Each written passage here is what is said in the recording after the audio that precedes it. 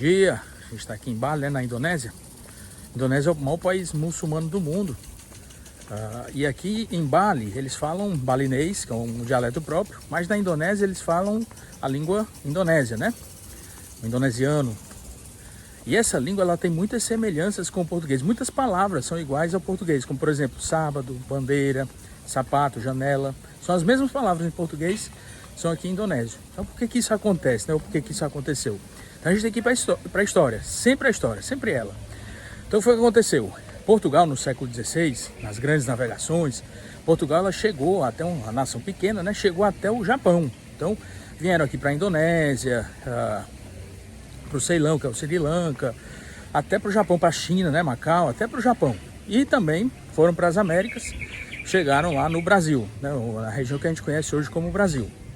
E eles, principalmente no começo do século XVI, eles esqueceram um pouco mais o Brasil, até porque não acharam as tais especiarias, e vieram muito aqui para a Ásia, porque aqui realmente havia as especiarias, né? O cravo da Índia daqui, da Indonésia, das Ilhas Molucca. Então, essa era um transporte muito lucrativo para os portugueses, né? Vale lembrar que, por exemplo, o cravo da Índia era mais valioso, às vezes, até do que ouro, né? Então eles fizeram muito dinheiro, e como no Brasil não havia muitas especiarias, só havia mais o pau-brasil naquele começo do século XVI, né? Então eles meio que desprezaram o Brasil, até mais ou menos 1530 e tal, e desprezaram o Brasil, os portugueses, né? Eles ficaram mais aqui para a Ásia. Só que em 1580 foi o que aconteceu. Aconteceu a União Ibérica. O rei Dom Sebastião morreu lá no Marrocos, né, naquela batalha de Alcácer-Quibir, e o rei Dom Felipe, ele foi rei da Espanha e rei de Portugal, União Ibérica. Com a União Ibérica, a Holanda, que estava travando batalhas de independência contra a própria Espanha, a Holanda invadiu o Nordeste brasileiro em 1630. Tentou invadir primeiro em 1624, lá em Salvador, não deu certo, mas invadiu em 1630 e ficou de 1630 até 1654 lá no Nordeste. E às vezes a gente aprende algumas coisas, não vou dizer erradas na escola, mas a gente aprende umas coisas que não são muito corretas, até porque tem as narrativas, né?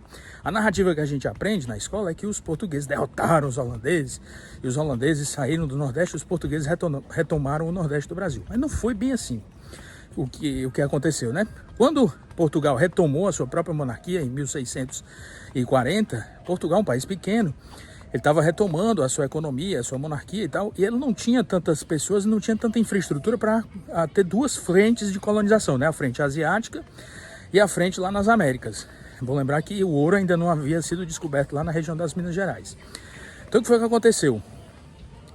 Houve uma cobrança maior de impostos dos holandeses, né, da Companhia das Índias, lá no Nordeste brasileiro, para os senhores de engenho, até porque a Holanda estava travando uma batalha com a própria Espanha e com a Inglaterra também, então a Holanda estava precisando de dinheiro, não estava enviando mais esse dinheiro para a Companhia das Índias, eles aumentaram os impostos para os senhores de engenho lá em Pernambuco. Os senhores de engenho se rebelaram contra isso, se juntaram com os portugueses e começaram as batalhas de reconquista, né? As mais famosas delas, por exemplo, as batalhas de Guararapes, 1648 e 1649. Mas lembra que eu falei que os holandeses só saíram em 1654? Por quê? Porque não houve uma vitória assim militar acachapante dos portugueses contra os holandeses. Houve algumas vitórias, houve algumas derrotas também importantes, mas os holandeses acabaram se retirando do Brasil por conta de um tratado. Os portugueses meio que compraram o Nordeste do Brasil, não foi uma vitória militar. Então, o nosso Nordeste, né, ele foi comprado por mais ou menos 8 milhões de florins na época, que são mais ou menos 2 bilhões de dólares hoje.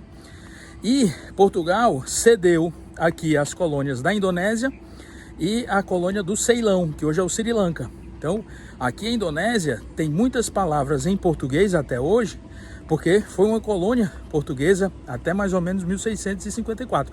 Aliás, o tratado só foi assinado em 1666, que foi o Tratado de Haia, em que Portugal finalizava essa compra do Nordeste do Brasil, essa compra e essa troca, né?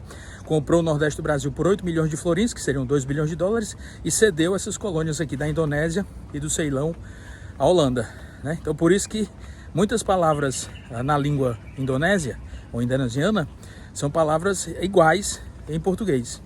Muito interessante a história, né? Muito interessante mesmo.